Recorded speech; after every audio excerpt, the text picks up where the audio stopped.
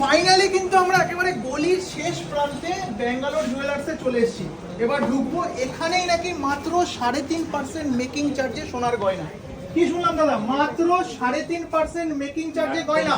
একদম ঠিক শুনেছেন দাদা, আমরা ব্যাঙ্গালোর জুয়েলার্স থেকে নতুন অফার নিয়ে এসেছি। 3.5% মেকিং চার্জ, আর পেপারের রেট হচ্ছে আরো 500 টাকা কম। কিন্তু আচ্ছা, আজকের কালেকশনে কি কি দেখবো আমরা? কালেকশনে রয়েছে পলা প্লাস শাঁখা, নোয়া, স্টিল সবকিছু এখানে রয়েছে অলরেডি। মানে দারুণ দারুণ কালেকশন।